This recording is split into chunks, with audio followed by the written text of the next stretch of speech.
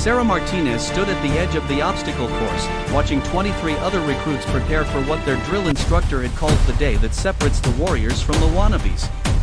The morning sun cast long shadows across the naval training facility in San Diego, and the Pacific breeze carried the salt smell that had become as familiar to her as her own heartbeat over the past 18 months. At 5 feet 4 inches tall and weighing barely 130 pounds, Sarah looked nothing like the stereotypical image of a Navy SEAL candidate. Her dark hair was pulled back in a regulation ponytail, and her brown eyes held a quiet intensity that most of her fellow trainees had learned not to underestimate.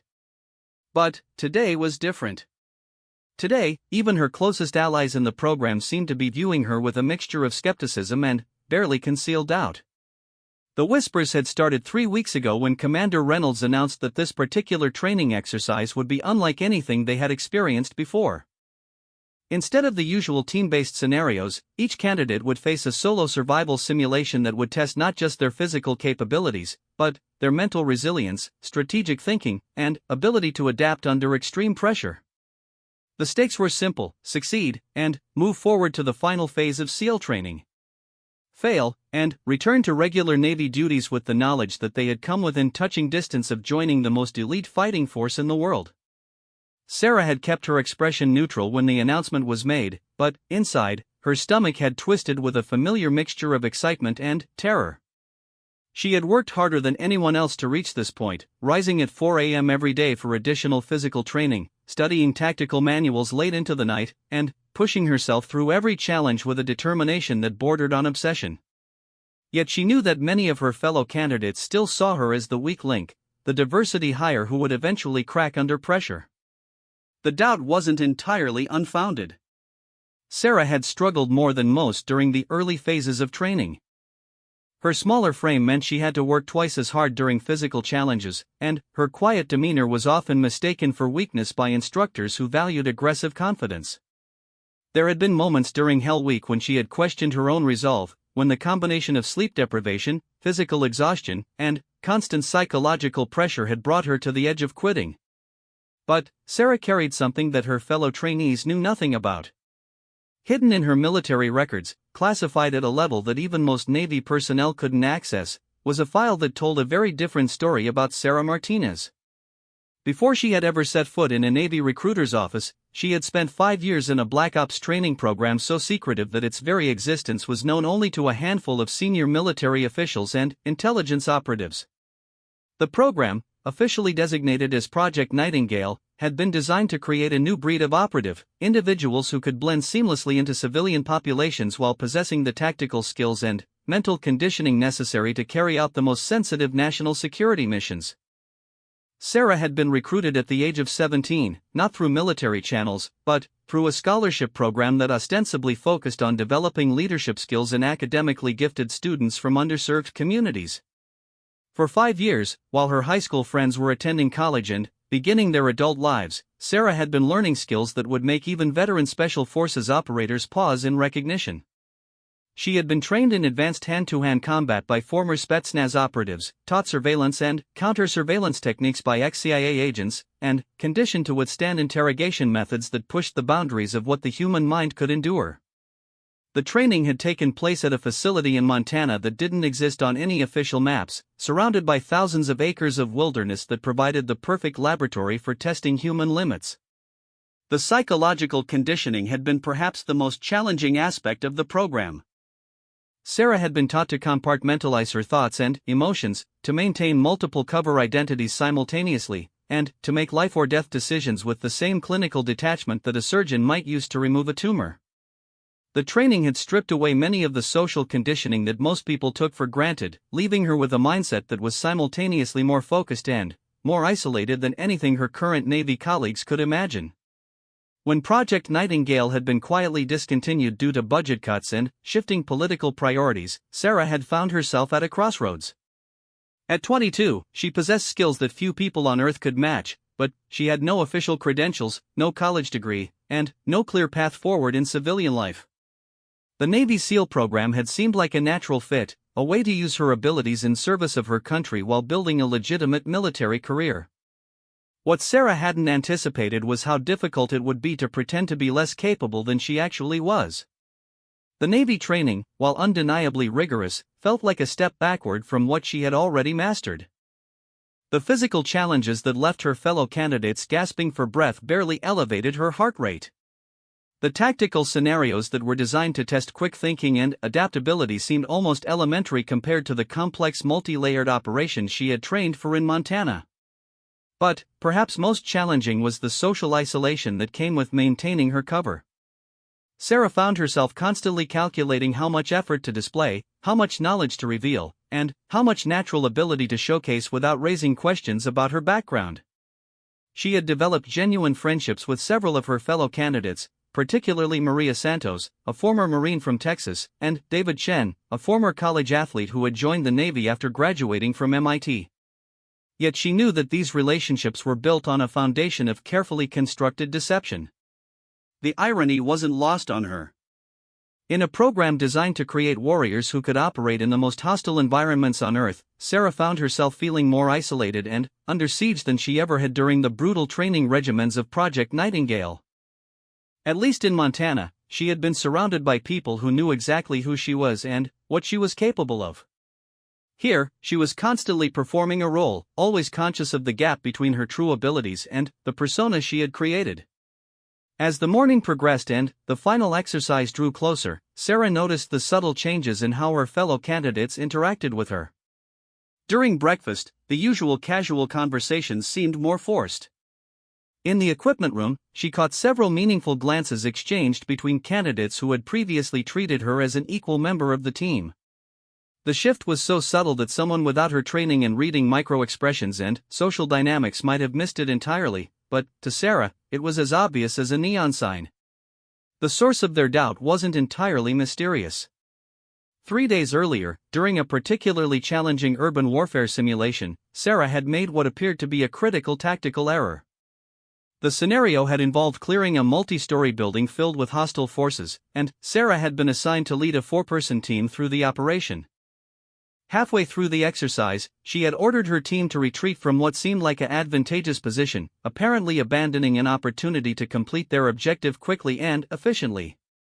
What her teammates didn't know was that Sarah had identified subtle signs that indicated the building contained a more complex threat than what had been briefed. Years of training in pattern recognition and threat assessment had allowed her to spot inconsistencies in the enemy positions that suggested the presence of additional forces not accounted for in their intelligence.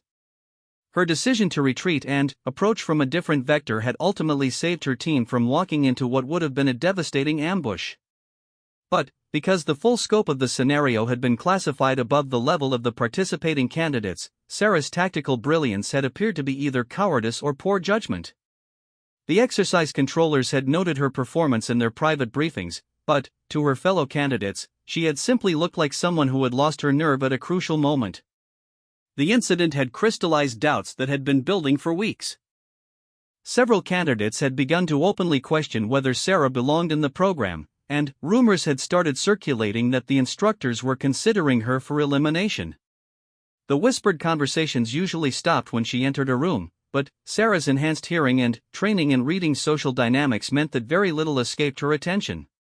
Marcus Thompson, a former college football player from Georgia who had emerged as an informal leader among the candidates, had been particularly vocal in his skepticism. During a late-night conversation in the barracks that Sarah had overheard while returning from a bathroom break, Marcus had expressed his view that Sarah was riding on diversity politics and would eventually get good people killed if she made it to actual operational deployment. The comments had stung more than Sarah cared to admit, not because she doubted her own abilities, but because they highlighted the impossible position she found herself in. She possessed skills that surpassed those of every other candidate in the program, yet she was forced to hide those abilities behind a carefully constructed facade of ordinary competence. The result was that she appeared to be exactly what Marcus accused her of being, an underqualified candidate who was being carried by political considerations rather than merit.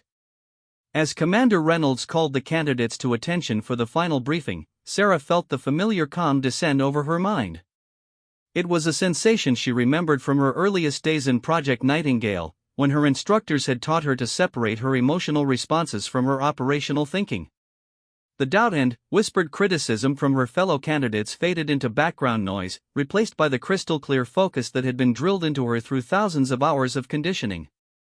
The final exercise would be different from anything that had come before, and Sarah suspected that it had been specifically designed to push candidates beyond their comfort zones and into territory where their true capabilities would be revealed. The careful balancing act she had maintained for 18 months was about to be put to the ultimate test, and she would have to decide whether preserving her cover was worth more than proving her worth to the people whose respect she had come to value.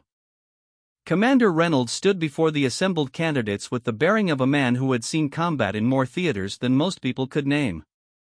His weathered face showed no emotion as he began to outline the parameters of their final challenge, but Sarah noticed the slight tension around his eyes that suggested this exercise carried more weight than he was letting on.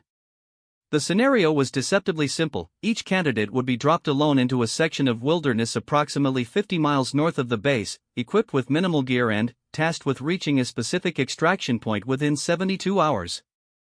Along the way, they would face a series of challenges designed to test their survival skills, tactical thinking, and ability to adapt to changing circumstances. The exercise would be monitored by instructors positioned throughout the area, but candidates would be expected to operate entirely independently until they reached their objective.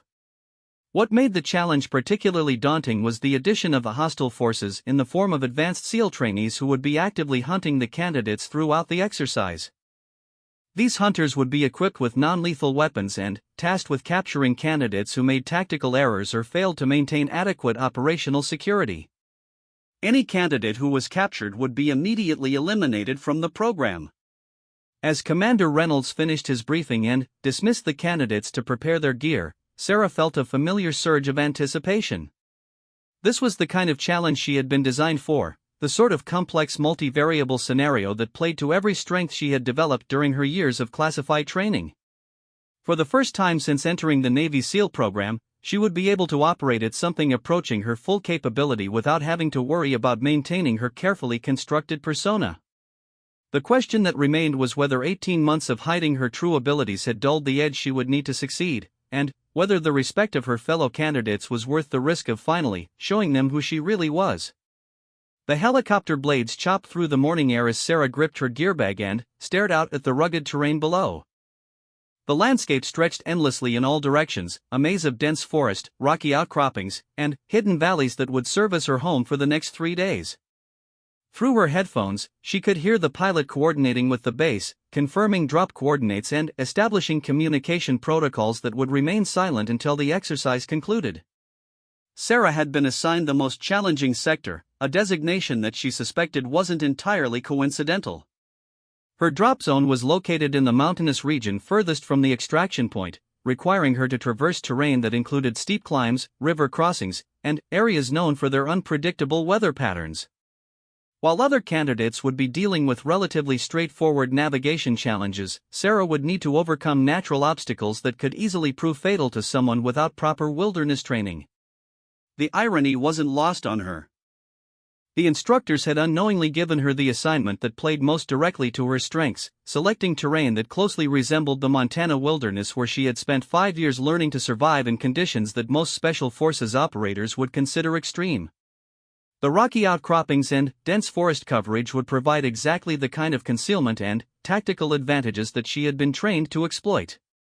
As the helicopter approached her drop coordinates, Sarah performed a final equipment check with the mechanical precision that had been drilled into her during countless training exercises.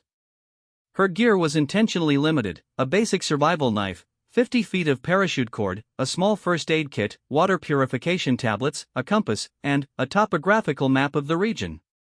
The candidates had been explicitly forbidden from bringing any additional equipment, and their gear had been thoroughly inspected before departure. What the inspectors hadn't found were the modifications Sarah had made to her standard-issue equipment during the weeks leading up to the exercise. Years of training in improvised weapons and survival techniques had taught her to see possibilities that others missed. The compass housing contained a small but effective lockpick set, disassembled and hidden within the device's mechanical components. Her first aid kit included medical supplies that could be converted into explosive charges with the right combination of readily available materials. Even her bootlaces had been replaced with versions containing thin wire cores that could serve as garrotes or cutting implements. The modifications were subtle enough to escape casual inspection but sophisticated enough to provide significant tactical advantages to someone who knew how to use them. Sarah had learned long ago that the difference between success and failure in hostile environments often came down to preparation that others couldn't see and wouldn't think to look for. The helicopter touched down briefly in a small clearing, just long enough for Sarah to jump out and collect her bearings before lifting off again and disappearing over the tree line. Suddenly, the forest was silent except for the natural sounds of wind through branches and distant bird calls. Sarah stood motionless for several minutes, allowing her senses to adjust to the environment and cataloging the subtle audio cues that would help her maintain situational awareness throughout the exercise. The first challenge was navigation. According to her map, the extraction point lay approximately 47 miles to the southeast, across terrain that included 3 major ridgelines, 2 river systems, and an area marked as restricted access that she assumed contained additional obstacles designed to test her problem-solving abilities. The direct route would be the shortest in terms of distance, but Sarah's training had taught her to think in terms of time and energy expenditure rather than simple geography. After studying the topographical features for several minutes, Sarah identified a route that would add approximately 8 miles to her journey but would allow her to avoid the steepest climbs and most exposed terrain. The path would take her through areas with better concealment and more reliable water sources, factors that could prove crucial if the exercise stretched beyond the planned 72 hours or if she encountered hostile forces earlier than anticipated. Sarah had covered less than 2 miles when she encountered her first sign that this exercise would be unlike the standard survival training she had been expecting. Hidden beneath a fallen log, barely visible unless someone knew exactly what to look for, was a small electronic device that could only be a motion sensor.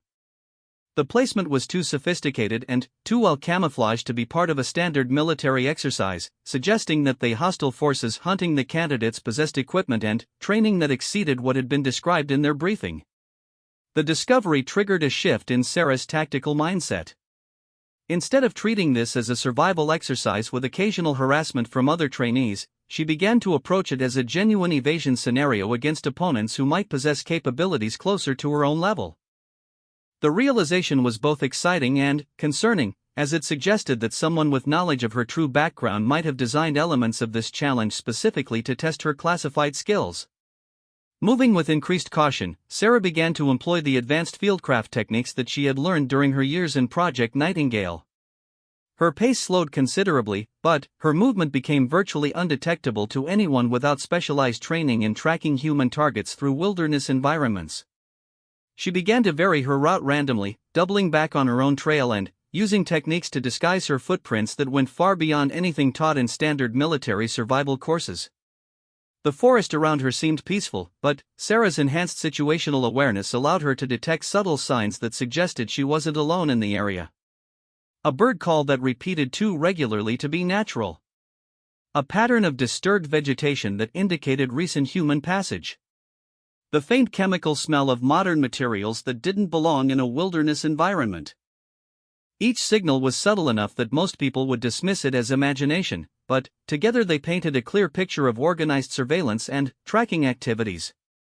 By the time the sun reached its zenith, Sarah had covered 8 miles while successfully avoiding 2 additional sensor arrays and what appeared to be a concealed observation post. Her progress was slower than she had initially planned, but she had maintained complete stealth and gathered valuable intelligence about the opposition forces she was facing. The equipment and tactics being employed suggested that her hunters were either highly trained special operations personnel or advanced trainees operating under the supervision of such individuals. The revelation forced Sarah to recalculate her entire approach to the exercise. If she was being hunted by operators with capabilities approaching her own level, the careful persona she had maintained throughout her Navy training would be not just inadequate but potentially fatal. The question was whether she could afford to reveal her true abilities without compromising the classified nature of her background, and whether the exercise controllers would recognize the gap between what she was showing and what a normal SEAL candidate should be capable of demonstrating. The afternoon brought new challenges as Sarah approached her first major terrain obstacle. The river system marked on her map turned out to be much more substantial than the topographical lines had suggested, with fast-moving water that showed signs of recent rainfall in the mountains upstream. The obvious crossing points were located at intervals that would force her to deviate significantly from her planned route, and Sarah suspected that each of these locations would be monitored by hostile forces expecting candidates to use them. Instead of approaching any of the designated crossing areas, Sarah spent an hour conducting detailed reconnaissance of the river system, looking for alternatives that would be invisible to anyone monitoring standard tactical doctrine. Her search led her to a section where the river curved around a series of large boulders, creating a natural concealment area where she could attempt a crossing without being observed from the surrounding high ground. The crossing itself required skills that went far beyond standard military training. Sarah had to account for water temperature that could cause hypothermia, current speed that could sweep her downstream into more dangerous areas, and the need to keep her essential equipment dry while maintaining complete silence throughout the operation. The technique she employed involved a combination of advanced rope work and water survival skills that she had learned during particularly brutal training exercises in Montana, where failure had meant spending days in medical isolation while recovering from exposure injuries. As she emerged from the water on the far side of the river, Sarah noticed fresh footprints in the mud near the bank. The tracks were recent enough that she estimated their owner had passed through the area within the last 2 hours, and the pattern of the boot treads matched military-issue footwear. More concerning was the deliberate nature of the tracks, which suggested that whoever had made them wasn't trying to remain concealed but was instead leaving an obvious trail that any pursuing candidate would be likely to follow. The tracks represented a tactical decision that Sarah recognized from her most advanced training scenarios. Her hunters weren't just trying to capture her, they were trying to manipulate her movement and decision-making process, using psychological pressure and apparent opportunities to guide her into positions where she would be more vulnerable. The sophistication of the approach suggested that this exercise was testing more than just survival skills and basic tactical thinking. Sarah spent the remainder of the afternoon moving through terrain that required every technique she had learned during her classified training. The forest became increasingly dense, forcing her to navigate through areas where visibility was limited to a few yards in any direction. The close quarters meant that her hunters could be positioned almost anywhere without her being able to detect them until she was within capture range, turning every step into a potential tactical decision. The psychological pressure was unlike anything she had experienced during her Navy training, but it was familiar from her years in Project Nightingale. Sarah found herself falling back on mental conditioning techniques that had been designed to maintain operational effectiveness under extreme stress, methods that involved compartmentalizing fear and uncertainty while maintaining the analytical thinking necessary for tactical decision-making. As evening approached, Sarah faced a decision that would define the remainder of her exercise. Her current position was approximately 25 miles from the extraction point, putting her ahead of the schedule she had estimated for successful completion within the 72-hour window. However, the sophisticated nature of the opposition forces meant that attempting to maintain her current pace during nighttime hours would likely result in detection and capture. The alternative was to establish a concealed position and wait for dawn, using the hours of darkness to rest and conduct detailed planning for the final phase of her movement. The choice represented a fundamental question about whether to prioritize speed or stealth, a decision that would reveal much about her tactical thinking and confidence in her own abilities. Sarah's training in Project Nightingale had emphasized that the most dangerous moments in any operation often came when operators felt confident about their progress and began to take risks that they wouldn't consider under normal circumstances.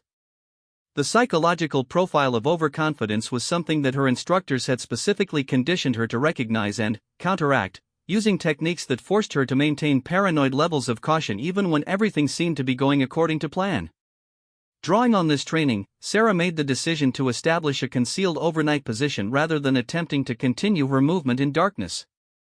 The choice would cost her several hours of travel time, but it would allow her to maintain the perfect stealth record she had achieved throughout the day while gathering additional intelligence about the forces hunting her.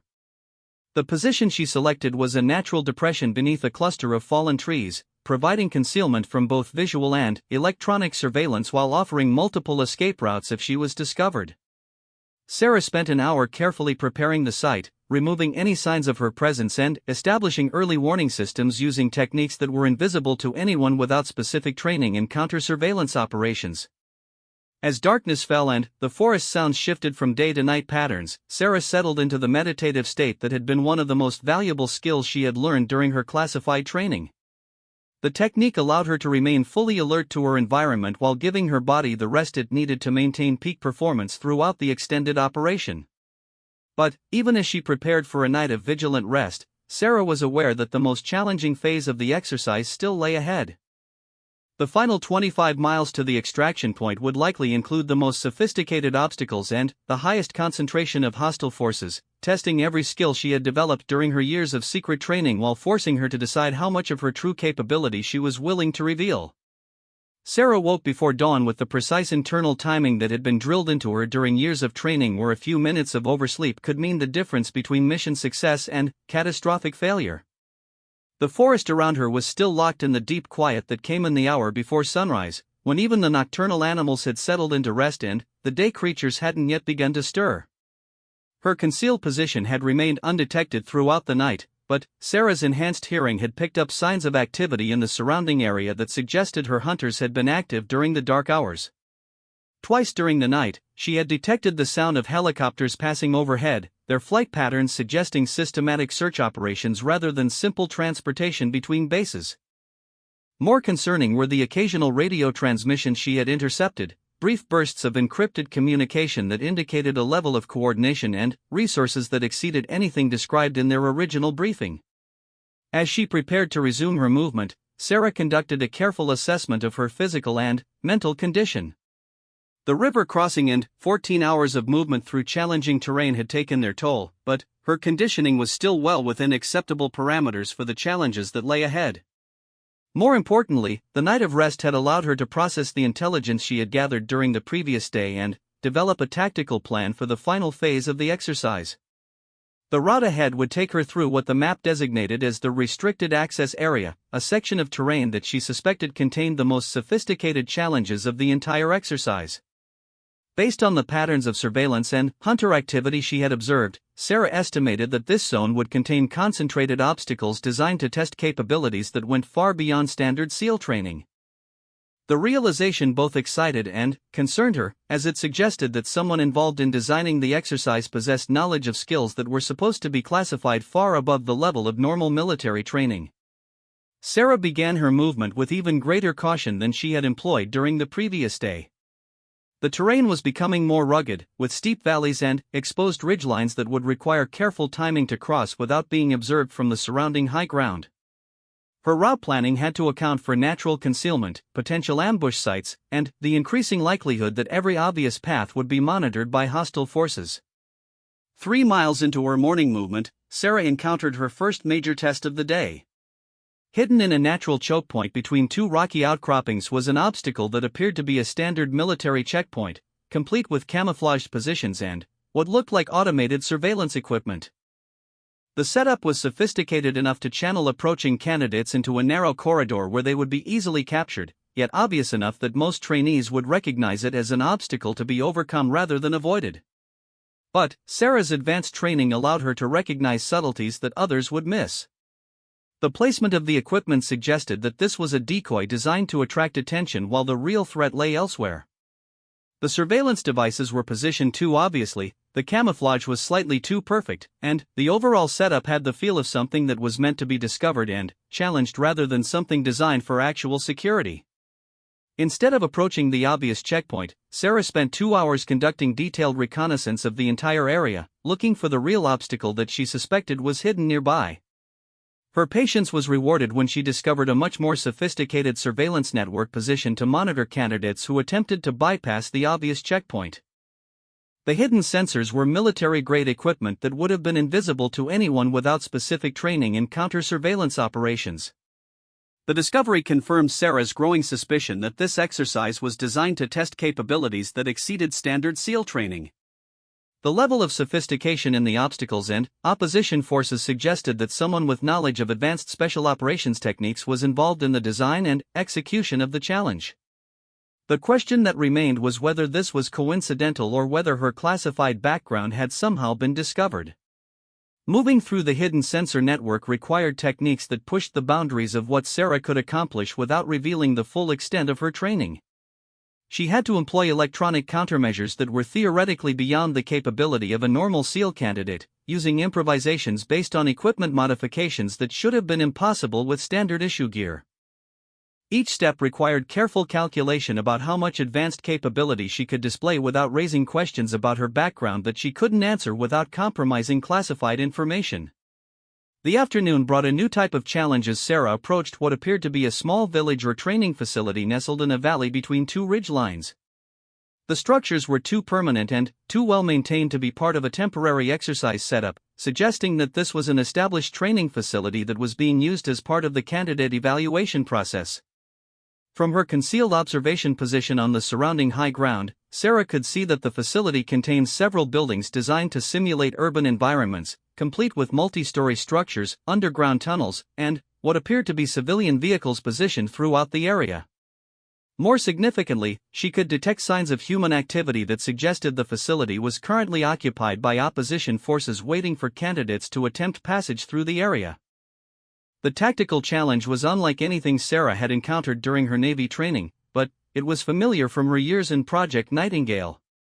The facility was clearly designed to test urban warfare and infiltration skills, requiring candidates to move through a controlled environment while avoiding detection by defenders who knew the terrain and had prepared defensive positions.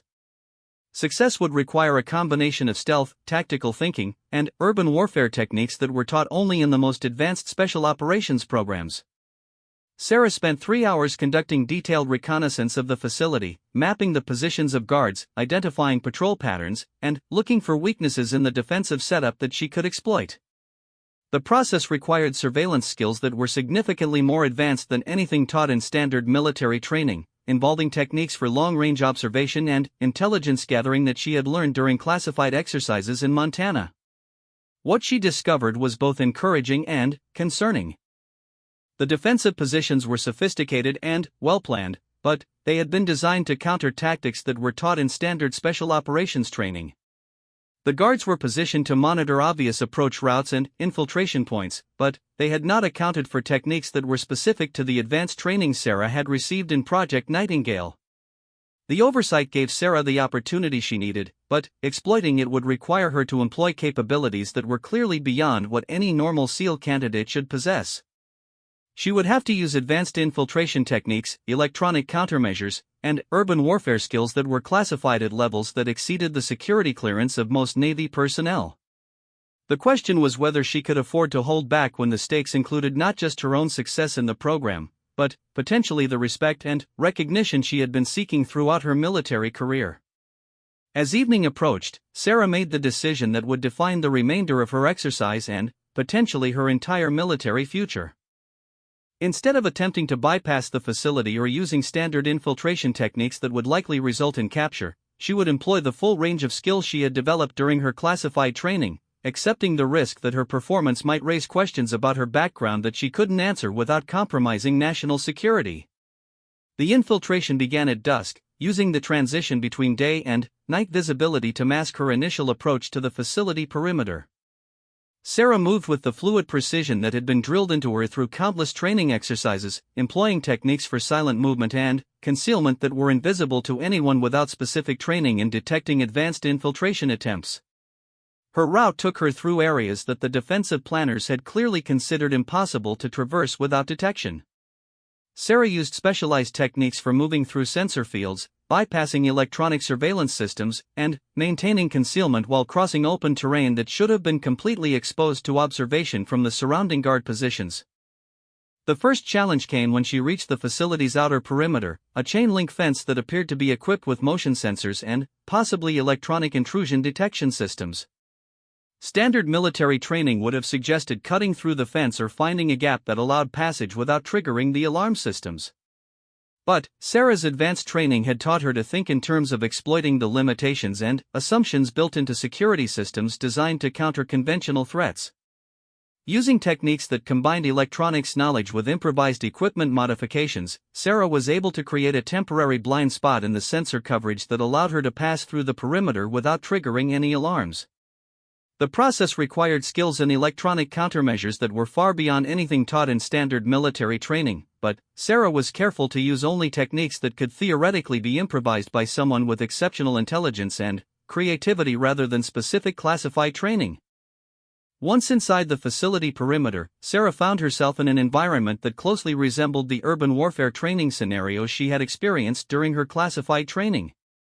The buildings were designed to simulate real-world operational environments, complete with civilian cover materials, multiple ingress and egress points, and sight lines that created both opportunities and vulnerabilities for attacking and defending forces. Moving through the facility required Sarah to employ every technique she had learned during her years of training in Project Nightingale. She had to avoid guards who were positioned at key intersections, bypass surveillance systems that monitored the most obvious movement routes, and navigate through building interiors that had been designed to channel intruders into areas where they would be easily captured. The most challenging moment came when Sarah encountered a guard position that blocked the only viable route toward her objective. The guard was positioned with clear sight lines covering all standard approaches, and the surrounding terrain offered no obvious alternatives for bypassing the position without being detected. Standard military training would have suggested either finding an alternative route or attempting to neutralize the guard using techniques that would likely result in mission failure if unsuccessful. But Sarah's advanced training had taught her to think in terms of psychological manipulation and misdirection rather than direct confrontation. Using techniques for creating diversions and exploiting human attention patterns, she was able to create a situation where the guard's attention was focused away from her actual position long enough for her to pass through the area undetected. The technique required an understanding of human psychology and attention management that was far beyond anything taught in standard military training, but Sarah was careful to execute it in a way that could theoretically be accomplished by someone with exceptional tactical thinking rather than specific classified training. The distinction was subtle but crucial, as it allowed her to demonstrate advanced capabilities without explicitly revealing the source of her knowledge. By the time Sarah reached the far side of the facility, she had successfully demonstrated skills that were clearly superior to anything that should have been possible for a normal SEAL candidate. Her movement through the area had been undetected by opposition forces who were specifically trained to counter infiltration attempts, and she had overcome obstacles that were designed to be beyond the capability of standard military training. But, as she prepared to resume her movement toward the extraction point, Sarah was aware that her performance during the facility infiltration had likely been observed and recorded by exercise controllers who would be analyzing every aspect of her technique and capabilities. The question that remained was whether her demonstration of advanced skills would be attributed to exceptional talent and training, or whether it would trigger investigations into her background that could compromise the classified nature of her previous experience. The final 15 miles to the extraction point lay ahead, and Sarah suspected that the most challenging obstacles had yet to be encountered. But, for the first time since beginning her Navy training, she had been able to operate at something approaching her full capability, and the experience had reminded her of the satisfaction that came from applying skills that few people on Earth possessed in service of objectives that mattered. The final phase of Sarah's journey began with an ominous discovery that changed everything she thought she understood about the exercise. Hidden beneath a camouflage tarp near the edge of the training facility was equipment that clearly belonged to a real-world special operations unit rather than a training exercise. The gear included advanced communication systems, weapons that were not standard military issue, and surveillance equipment that was classified at levels far above anything that should have been present in a candidate evaluation scenario. The realization struck Sarah with the force of a physical blow. This wasn't just an advanced training exercise designed to test exceptional candidates. Somewhere during the past 72 hours, the scenario had evolved into something that involved actual operational security concerns, real threats, and genuine national security implications. The sophistication of the opposition forces, the advanced nature of the obstacles, and the presence of classified equipment all pointed to a situation where the boundaries between training and reality had become dangerously blurred. Sarah's mind raced through the possibilities as she processed the implications of her discovery. Someone with knowledge of her classified background might have used this exercise as cover for testing her capabilities against real-world operational challenges. Alternatively, the exercise might have been compromised by hostile intelligence services who were using it as an opportunity to assess American special operations training methods and capabilities. Most concerning was the possibility that she had stumbled into an ongoing operation where her presence as a candidate might have compromised legitimate national security activities. The discovery forced Sarah to confront a decision that she had been avoiding throughout her military career. She could continue to maintain the carefully constructed persona she had developed during her Navy training, accepting the limitations that came with hiding her true capabilities and, potentially failing to address what might be a genuine security threat. Alternatively, she could fully embrace the skills and training that had been classified at the highest levels of government secrecy, accepting the risk that doing so might compromise her cover and end her military career. As she considered her options, Sarah became aware of sounds that suggested she was no longer alone in the area. The audio signatures were subtle but unmistakable to someone with her training: the careful footsteps of multiple individuals moving in coordinated tactical formations, the suppressed radio communications of a well-trained team conducting a search operation, and the mechanical sounds of advanced surveillance equipment being positioned for optimal coverage of the surrounding terrain. The realization that she was being actively hunted by forces who clearly possessed capabilities that exceeded anything described in their original briefing crystallized Sarah's decision. Whatever this situation had become, it was no longer something that could be addressed using the limited skills and training that were supposed to be available to a normal SEAL candidate. If there was a genuine threat present, she had a responsibility to address it using every capability at her disposal, regardless of the potential consequences for her cover identity. Sarah's transformation from carefully controlled SEAL candidate to fully operational Special Forces asset was immediate and profound. Years of conditioning and training that had been held in check suddenly became available, shifting her mindset from survival and evasion to active threat assessment and neutralization. Her movement patterns changed from careful stealth to the fluid, predatory grace of someone who was no longer prey but had become the hunter. The first target she identified was a surveillance team positioned on high ground approximately 800 meters from her location. The team was using equipment that was clearly beyond anything that should have been available for a training exercise, conducting operations that suggested they were gathering intelligence for purposes that extended far beyond candidate evaluation. Their positioning and communication patterns indicated that they were part of a larger network of forces that had been deployed throughout the area for reasons that were not consistent with the exercise parameters. Approaching the surveillance position required Sarah to employ techniques that were among the most advanced skills she had learned during her classified training. She had to move across terrain that offered minimal concealment while remaining invisible to observers who were using sophisticated electronic surveillance systems and thermal imaging equipment. The challenge was complicated by the fact that her targets were clearly professionals who had been trained to detect and counter advanced infiltration attempts. The infiltration took 3 hours of careful movement, during which Sarah employed every technique she had learned for defeating electronic surveillance systems, thermal detection equipment, and human observation patterns.